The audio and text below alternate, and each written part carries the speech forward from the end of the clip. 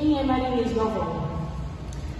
Bem, Maria Inês Galvão é uma mulher branca, cisgênero, de cabelos muito compridos, de 55 anos, uma artista da dança, da cena, professora, pesquisadora, que trabalha muito pela universidade pública e que não seria nada se não tivesse se encontrado na dança.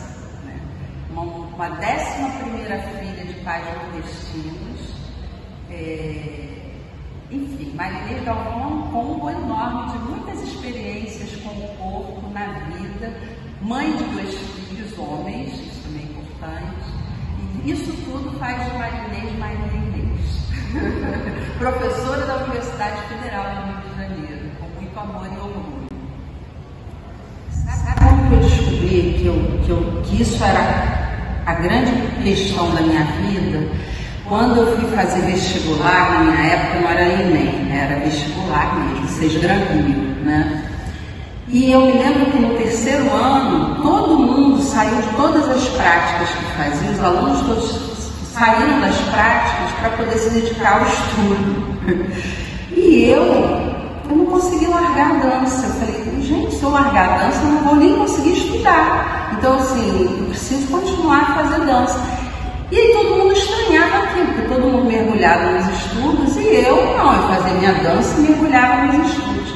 E quando eu entrei aqui, que eu fiz a minha primeira aula de dança e vi que a dança daqui era uma dança muito diferente da que eu fazia na academia, eu falei, aí tem um caminho de pesquisa. Quer dizer, na hora eu me formulei assim, porque eu era do 2º período, né? Mas eu fiquei curiosa pelo corpo, e aí eu vi que ali tinha sim um caminho. Aí eu vi, cara, eu gosto muito de fazer isso. Nos conte um pouco da sua história e como é essa trajetória na UFRJ.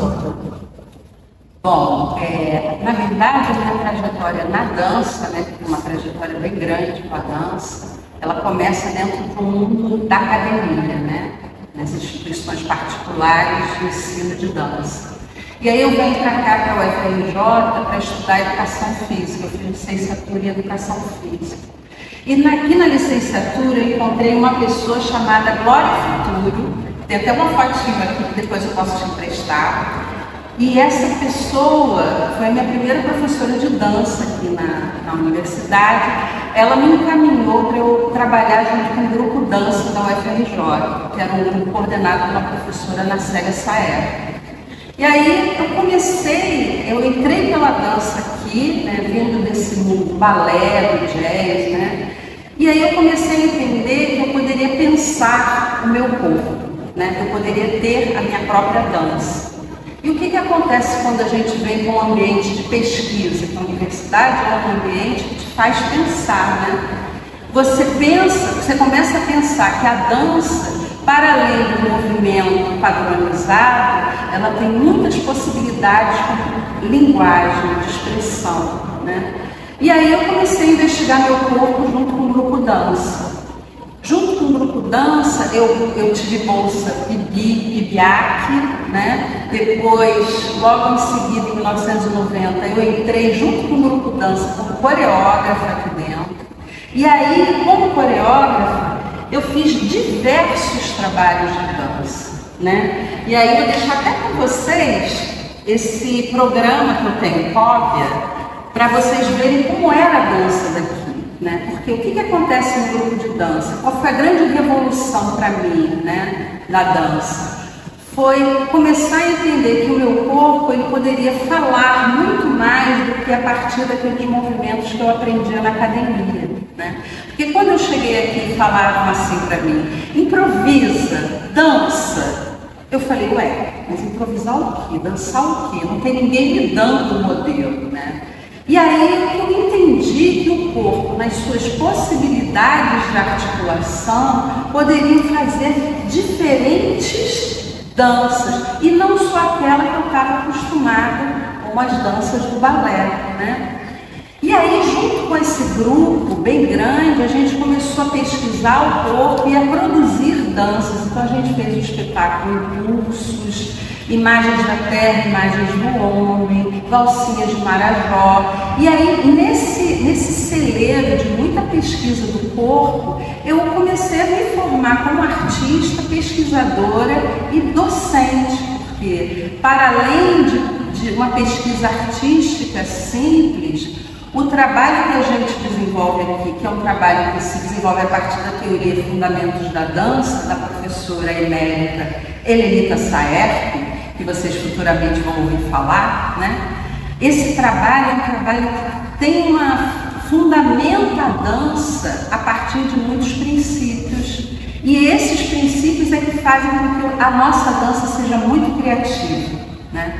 Então, junto com esse grupo, tanto é que esse grupo é feito por quem?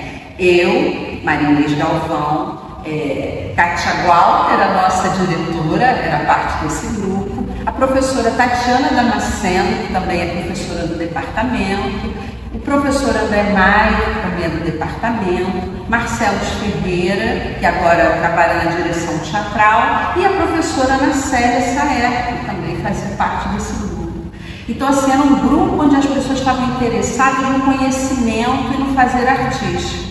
E aí a gente produziu por longos, desde 1986 a gente trabalhou, e a gente fez até 1994, foram 8 anos do grupo dança. A gente fez muitos trabalhos juntos, a gente foi para Joinville, a gente foi para o México, e tinha mais do que o trabalho que a gente vê aqui, a gente é muito feliz, a gente dançava, era muito feliz pesquisando as coisas juntos. E era uma dança profissional. Como vocês veem, tinham várias coisas de muita virtuosidade e de uma técnica muito vigorosa. Aqui o primeiro trabalho que eu dancei com o grupo dança era um trabalho que falava sobre técnica e sobre arte, né? Enfim, então toda a minha trajetória é muito feita dentro da UFRJ. Depois disso é que eu me afastei, fiz mestrado em ciência da arte, fiz doutorado em artes cênicas e sempre isso alimentando o meu fazer em dança aqui, porque em 97 eu entrei para cá como docente. E aí foi a partir daí que eu comecei a dar aula no bacharelado. Eu já dava aula como coreógrafa, né? Mas como docente, comecei a dar aula mais profundamente no bacharelado, fazendo também pesquisa e trabalhos artísticos no bacharelado em dança, né? E na própria licenciatura. Então, assim, eu estou aqui eu entrei como aluna em 1985, fazendo licenciatura plena em Educação Física. Desde então, eu nunca saí dessa escola, eu fui emendando uma coisa na outra, né? Então, é um pouco da minha história essa. Qual foi o seu maior obstáculo sendo mulher e professora desse ramo? Uau!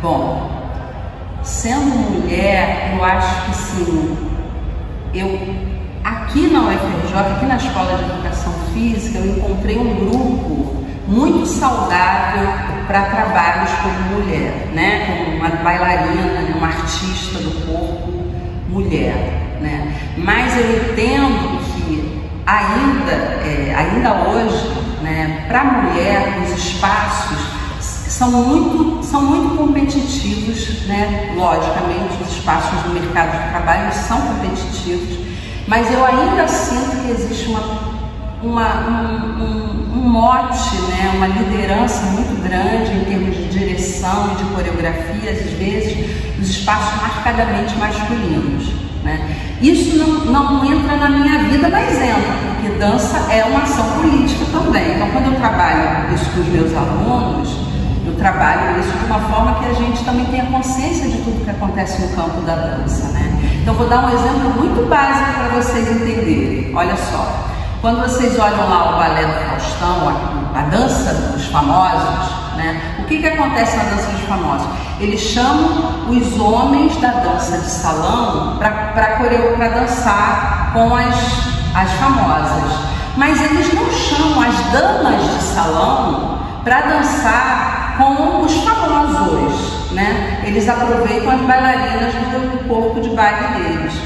Agora, por que não chama as damas de salão? Porque o campo da dança de salão é predominantemente masculino. Se a gente for parar para pensar nos nomes que aparecem na dança de salão, você vê Jaime Arouxa, Dini de Oliveira, a gente vê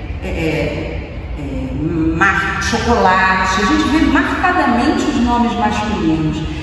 E assim, a gente sabe muito bem que esses homens, eles só têm uma boa dança de salão porque eles têm grandes parceiras. Mas a gente não conhece o nome delas, elas não aparecem, elas são invisibilizadas.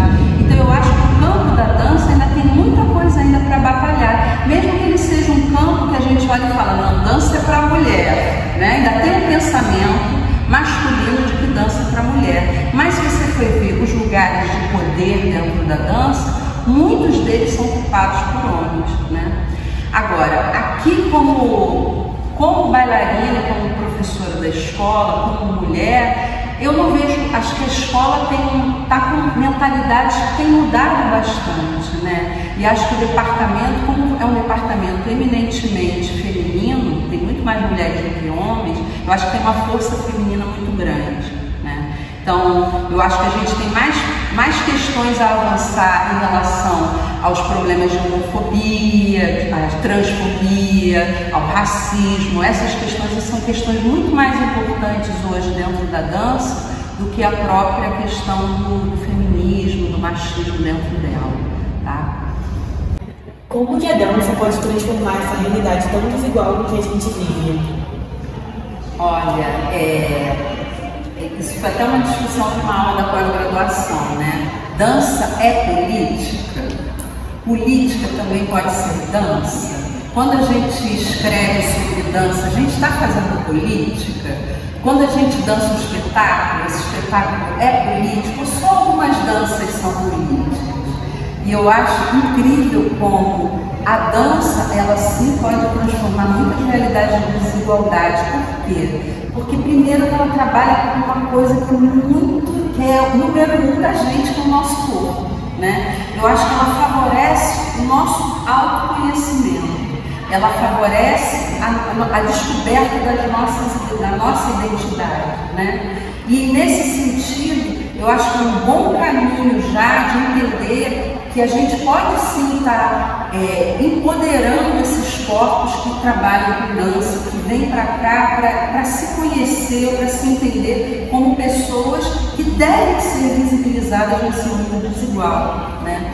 E eu acho também que quando a gente abre e pensa num currículo de dança que hoje também precisa se transformar, e a gente pensa que mais do que o balé, que tem uma realidade totalmente eurocêntrica, né, que veio colonizando a nossa dança, e a gente explode isso e pensa que a dança hoje também está nas danças urbanas, também está na dança de salão, também é as danças populares. A gente abre um leque de possibilidades para entender que todos os corpos podem dançar, né? E na verdade todos os corpos deveriam dançar, porque a dança é uma forma de conhecimento de si, né? É uma forma de sensibilização de si e é uma forma de proporcionar também a socialização das pessoas.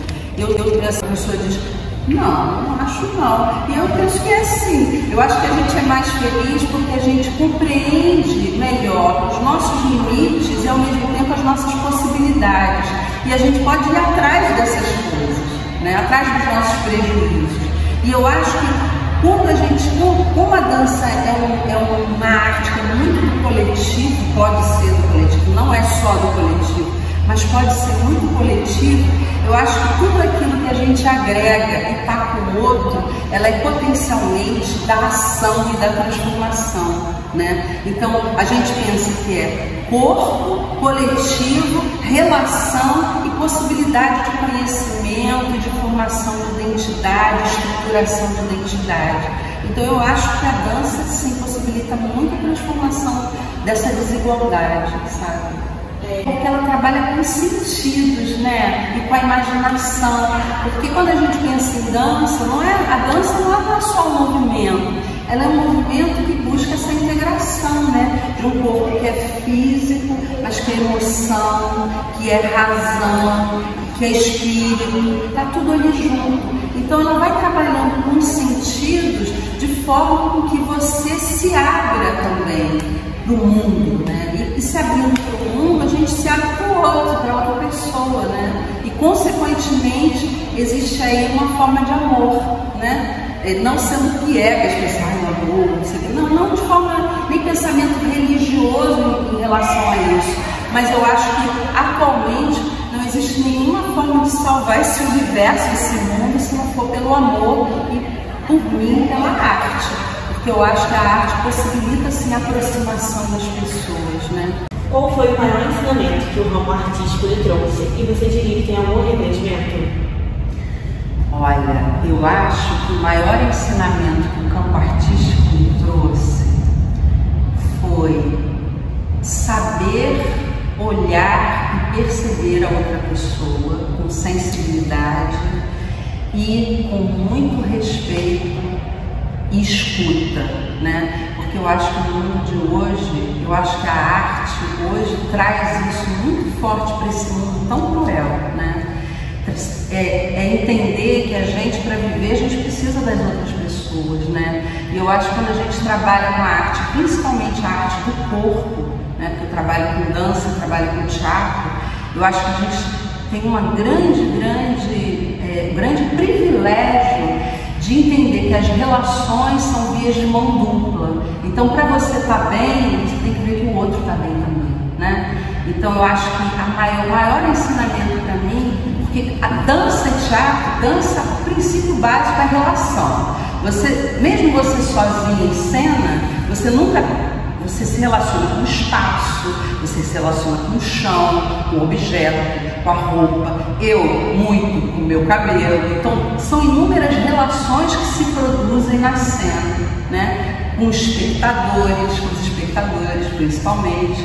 Então, é um ato de comunicação. Então, tudo é relação. Então, se você não estabelece legitimamente essas relações, elas não acontecem, né? E a dança não acontece. Para a gente ter um contato com o espectador, você precisa se relacionar com ele. Não se relacionar antes de chegar perto, né? Tocar, nada disso, mas a partir dos sentidos. Então, é olhar, escutar, saber agir, é o tempo de agir. Tudo isso se constrói na relação no momento presente. E eu acho que isso é um grande ensinamento para a vida, né? Porque a vida é o momento presente. A gente está aqui agora fazendo esse filme, amanhã a gente não está mais, ou amanhã você já está em outro lugar, enfim. Então, acho que saber viver o momento presente, ter escuta e saber olhar a outra pessoa, para mim foi um grande ensinamento da dança para mim. E assim, arrependimento dentro dessa minha história de vida, eu acho que eu faria tudo de novo. A única coisa que quando a gente tem mais idade a gente pensa é que a gente, se fosse há anos atrás eu tivesse com essa cabeça e com isso tudo que eu aprendi, a minha dança desde sempre seria uma outra dança. Mas a trajetória teve que ser essa. Para chegar a ser essa, eu tive que passar por uma dança mais tradicional, eu tive que ser disciplinada daquele jeito, para poder ser a Inês de hoje. Então, isso eu entendo muito bem. Então, assim, eu não me arrependo de nada, não. Eu acho que até as coisas que eu fiz que não foram boas profissionalmente, elas me ensinaram muito. Me ensinaram como eu não queria ser como coreógrafa, como eu não queria ser como colega de cena. Então, assim, até as coisas ruins eu olho e falo, oh, beleza, foi horrível, mas me ensinou exatamente aquilo que eu não quero fazer, o que eu não quero ser na minha vida. Então, eu acho que é isso, a gente não tem que se arrepender de tudo, das coisas que a gente faz, tem que encarar como uma experiência daquele momento. Eu acho que eu encaro. Eu acho que tem outras coisas na vida que não na profissão que eu me arrependo muito mais, mas na própria profissão mesmo, eu acho que tudo foi como, às vezes, como nem eu esperava ser, porque até estar na UFRJ, isso tudo foi acontecendo de uma maneira muito fluida, muito, logicamente, por um esforço meu de trabalho, mas muito conquistada, porque naquele momento era o momento certo para eu estar ali. Então eu acho que não tem nada para arrepender, acho que tudo foi muito bom. Cada pedaço da sua história transformou em quem você é hoje, né? E você diria que a UFRJ, a Universidade Federal do Rio de Janeiro, teve um peso sobre isso? Influenciou muito em quem você é? Totalmente. Na verdade, eu acho que tem antes da UFRJ e depois da UFRJ. E para quem deseja entrar nesse mundo artístico? Eu falaria, primeiro, trabalhe muito, se for no campo da dança, trabalhe muito com diferentes pessoas, seja uma pessoa curiosa, não se satisfaça com o seu primeiro resultado, né? Não é para ficar infeliz, mas vá trabalhando aos poucos, porque todos os trabalhos, eles são processos, eles nunca chegam a um resultado perfeito. Perfeição na arte não existe, é uma ilusão, né? Por isso que a gente está sempre em busca de algo. Eu falaria para um artista que está dentro da universidade viva a universidade. Não chegue aqui, faça a sua disciplina e vá embora. Participe dos projetos de pesquisa. O Departamento de Arte Corporal tem muitos projetos de pesquisa artística, tem muitos projetos de extensão. Participe, porque isso significa que você está aproveitando aquilo que o ensino público tem a lhe oferecer. Então, assim, e não desista, persista e mais. Experimente com o corpo disponível, porque às vezes a gente vai para uma aula ou vai para uma coreografia imaginando, querendo algo que você já viveu. Não, se abra para aquela experiência. Cada trabalho, cada aula, cada disciplina, ela é uma experiência diferente. Então, disponibilize e abra seu corpo para aceitar aquela experiência. Pode ser que você não goste tanto dela, mas se você não passar por ela, você não tem como saber. Então, para você ser um grande artista, é muito importante passar por muitas experiências e não desistir nunca, porque é um campo difícil, mas é um campo que, se você tem paixão e você realmente quer, ele se abre para você e tem espaço para todo mundo. Isso de viver a experiência, eu acho que vale por um todo, né? Principalmente na universidade, mas não só na universidade. Eu acho que é muito importante viver todas as experiências que o mundo tem a oferecer, seja fora da universidade ou dentro, né? Porque eu acho que isso é questão de tudo, viver, né?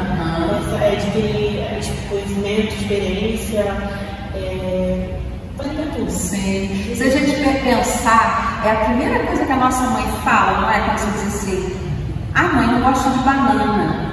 Já experimentou? Não é? A gente só pode dizer que a gente não gosta de alguma coisa se a gente experimentar aquela coisa. E mesmo assim, a gente não pode experimentar de primeira, a gente tem que experimentar querendo gostar, querendo apreciar. Não quero comer banana experimentando o gosto da uva, né? Experimente a banana, entendendo que aquilo ali é uma fruta diferente. Então, assim, a experiência, ela é formativa para qualquer profissão, mas para o artista ela é fundamental, porque é isso que forma um corpo de possibilidades múltiplas de expressão, né? Passar por diferentes formas de sentimento, ação, movimento, né? E não desistam, não corram atrás do sonho de vocês, porque eu estou aqui. Você pode ter tudo o que quiser. Basta querer. O mundo te pertence. Só não deixa ele mudar você.